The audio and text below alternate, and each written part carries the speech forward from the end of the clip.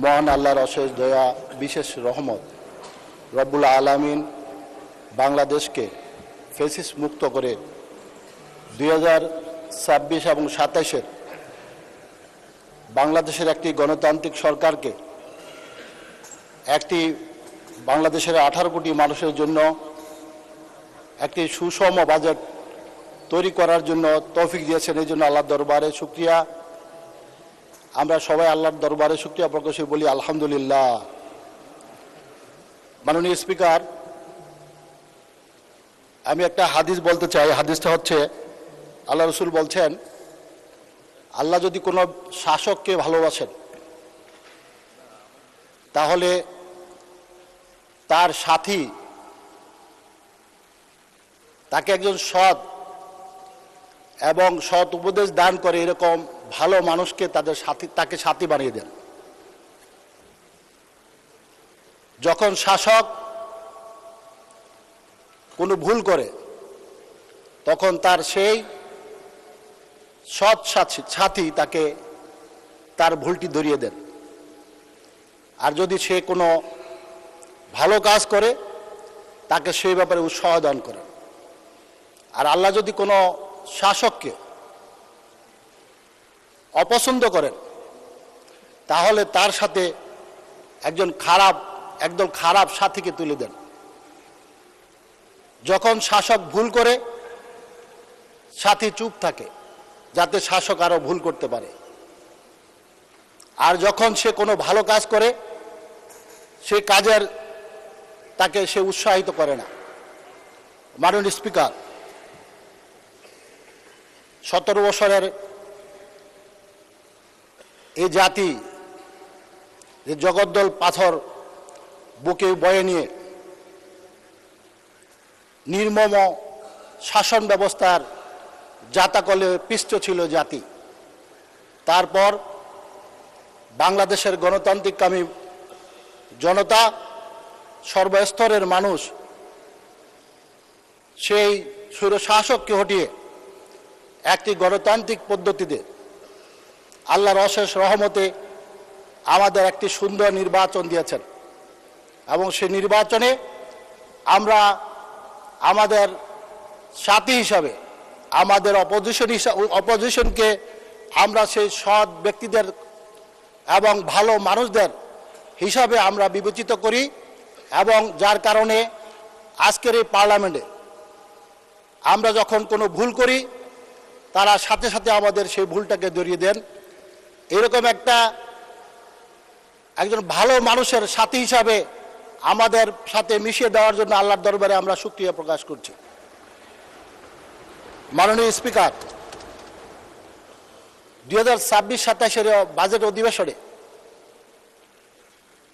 আমাদের অর্থমন্ত্রী সাহেব যে সফল একটা বাজেট দিয়েছেন,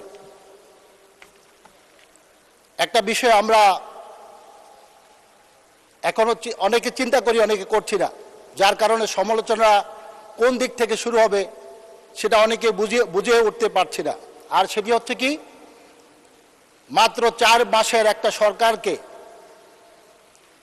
আমরা দেখলাম কি প্রায় 9 লক্ষ কোটি টাকার একটি বাজেট এই মহাসংসদে বাংলাদেশের মানুষের ভাগ্য উন্নয়নের জন্য উপস্থাপন করা হয়েছে। মাননীয় স্পিকার, এই 4 মাসের যেই সরকার, সেই সরকার যে দুঃসাহসিক বাজেট এই দেশের জনগণকে ভালোবেসে এদেশের মানুষের কল্যাণের চিন্তা করে যে বাজেট দিয়েছেন, এই জন্য আমি মাননীয় প্রধানমন্ত্রী এবং অর্থমন্ত্রী সহ মন্ত্রিপরিষদের সকলকে আমি ধন্যবাদ জানাচ্ছি যে অল্প দিনের মধ্যে একটি সুন্দর বাজেট দেওয়ার জন্য। মাননীয় স্পিকার, আমি কয়েকদিন আগে আমি আমার বাড়িতে গিয়েছিলাম। আমার কাছে দুজন বৃদ্ধ মা আসলেন, এক বৃদ্ধ মা এবং তার এক মেয়ে নিয়ে আসলেন। আমি জিজ্ঞেস করলাম যে মা, আপনি কেন আসলেন? তখন বৃদ্ধ মা আমাকে বললেন যে বাবা, তিনি কেঁদে কেঁদে বলছেন যে বাবা, আমি শুনেছি তোমাদের এই সরকার তোমরা ফ্যামিলি কার্ড দিবে, আমার একটা মেয়ে আছে, সে মেয়েটা পঙ্গু, প্যারালাইজড, সে বিছনা থেকে উঠতে পারে না। তার জন্য কি একটা ফ্যামিলি কার্ড দেওয়ার ব্যবস্থা করা যাবে বাবা? তখন আমি আমার সেই বৃদ্ধ মায়ের দিকে তাকিয়ে থাকলাম আর ভাবলাম যে মাননীয় প্রধানমন্ত্রী নির্বাচনের আগে এই অসহায় অসতিপর এই বৃদ্ধ মায়ের কথা চিন্তা করেই তিনি এই দেশের এই অসহায় মহিলাদের জন্য, তিনি বৃদ্ধ মায়ের জন্য তিনি ফ্যামিলি কার্ডের ব্যবস্থা করেছেন।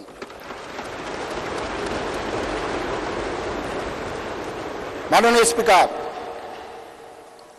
আমি এই পার্লামেন্টের প্রথম বাজেট অধিবেশনে, আমার জীবনের প্রথম বাজেট অধিবেশনের বক্তব্য, আমি জানি না আমার কোথায় থেকে শুরু করা উচিত আর কোথায় যা শেষ হওয়া উচিত।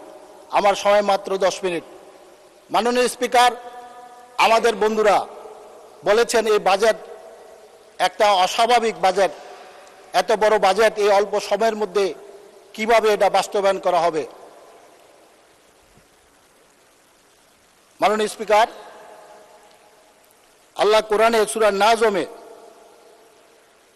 বলেন,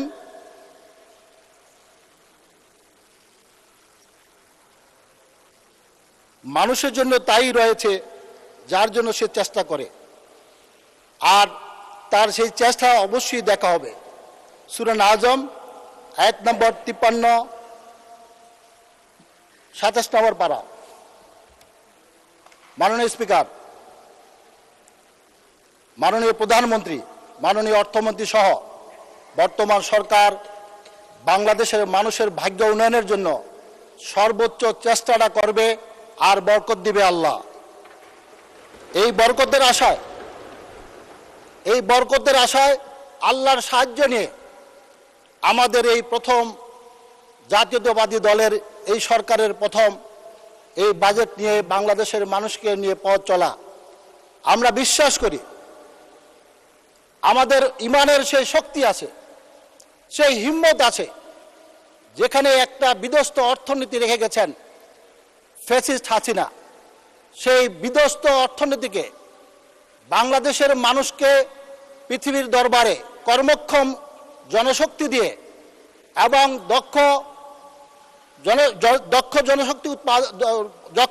জনশক্তি দিয়ে আমরা এই বাজেট বাস্তবায়ন করে ইনশাআল্লাহ আমরা চেষ্টা করব এবং দেখাবো যে বাংলাদেশ জাতীয়তাবাদী দলের পক্ষেই সম্ভব একটা অসম্ভবকে সম্ভব করা। মাননীয় স্পিকার, আমার এলাকায় চর এলাকা, ওদিন আমাকে ইউনূস সাহেব ফোন করলেন, বললেন আপনার এলাকায় একটা স্কুল এসেছে যেখানে বাচ্চাদেরকে ফ্রি ব্যাগ এবং জুতো দেওয়া হবে, ড্রেস দেওয়া হবে। আমি যখন ওই এলাকায় ওই স্কুলের শিক্ষকদেরকে এই সংবাদ পৌঁছে দিলাম যে মাননীয় প্রধানমন্ত্রী আপনাদের ছেলে মেয়েদের জন্য, আপনার স্কুলের ছাত্রছাত্রীদের জন্য ব্যাগ এবং জুতোর ব্যবস্থা করে দিয়েছে, আমরা এখানে সবাই এক এক এলাকার সংসদ সদস্য, আমাদের গরিব পরিবারগুলার সে বাচ্চারা আনন্দে সেদিন আত্মহারা হয়ে গেল, যে এবং বাবা মারও আত্মহারা হয়ে গেল যে আমার ছেলে আমার মেয়ে যার কাঁধে ব্যাগ থাকবে, যার পায়ে জুতা থাকবে, যার গায়ে স্কুল ড্রেস থাকবে। মাননীয় স্পিকার, এটাই হচ্ছে সুষম এবং গণতান্ত্রিক সরকারের একমাত্র উদ্দেশ্য হওয়া উচিত, যেখানে খেটে খাওয়া মানুষগুলো তাকিয়ে আছে সরকারের দিকে। আর সর্বশেষ আমার সময় শেষ, আমি আমার শরীয়তপুর এলাকার আমি মাননীয় প্রধানমন্ত্রী এবং যোগাযোগ মন্ত্রীর কাছে আমি অনুরোধ করব, আমাদের পদ্মা সেতু থেকে শরীয়তপুর হয়ে হিজলা হয়ে কুয়াকাটা পর্যন্ত একটা রেল লাইন চালু করার জন্য, এবং এতে ঢাকা থেকে 2 ঘন্টার মধ্যে কুয়াকাটা। ধন্যবাদ মাননীয় হুইপ।